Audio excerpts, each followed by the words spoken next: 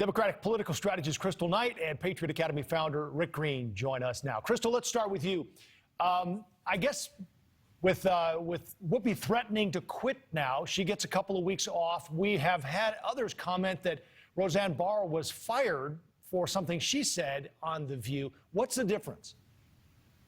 Well, I think the difference is, Whoopi right now, is having to eat her words. This is something that she should not have stated. It was insensitive. Should she have been suspended for 2 weeks? Maybe, maybe not. I mean, we've also seen a literal iteration of many crazy things that Meghan McCain has stated on that same platform, and she was not suspended.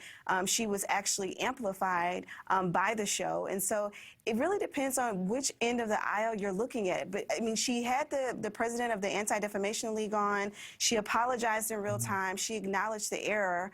And so it just seems that, The View wanted to take this drastic step, and they've done it. And so now she has to live with it. 2 weeks, Rick, was that the right call? Well, I'm checking my temperature because I'm finding myself agreeing with Kristal. Hey, how are y'all doing? Look, we've all said stupid things, right? We've all been emotional and said things we probably shouldn't have said. We've all been ignorant and said things that we thought we were right on. You do that on my show every other week, Rick. I just think we should be forgiving. When somebody apologizes, the American people are forgiving. Whoopi's apologized for this, and I think she says ignorant, uninformed things all the time. It's why I don't watch The View. But let the viewers of The View make that decision, and let the network decide if they think somebody's becoming so caustic they need to move on. That's fine. The danger here, though, is this combination of the media, the government, and the left silencing anyone that opposes them. We used to love opposition. We used to love robust debate.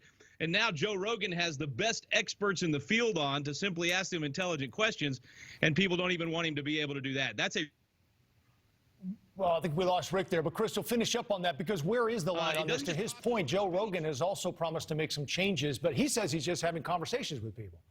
Yeah, all he said that he was going to do was even have more guests on, have an even broader number of guests on. But here's what happens. You don't just lose free speech when you cancel guys like Rogan and the best experts in the field. That's who he's been interviewing. You actually lose lives.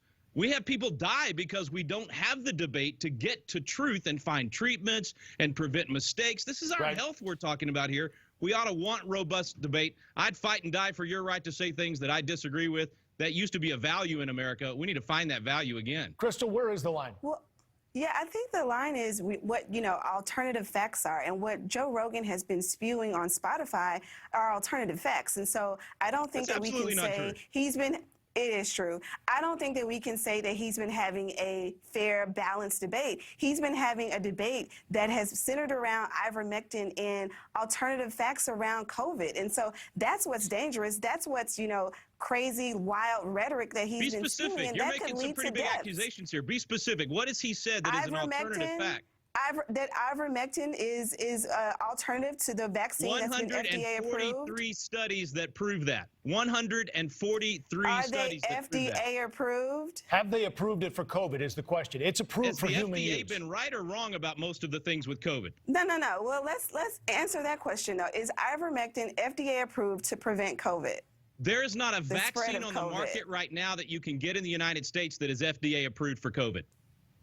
Well, so Pfizer. So what is Pfizer then? What is the Pfizer? It's not vaccine? approved. It's not approved yet. The one that you can go get is not because FDA it has approved. emergency use authorization. Absolutely right. Yeah. So let's make sure our words mean things. Ivermectin is proven by 143 studies to be effective in the treatment of COVID for most people. Joe Rogan is asking the best experts in the field, like Dr. Peter McCullough and Dr. Robert Malone, who developed this technology for these vaccines. In the term scientific questions, why would you not want people to give their opinion on those things? Even if they're wrong, don't you want to have debate?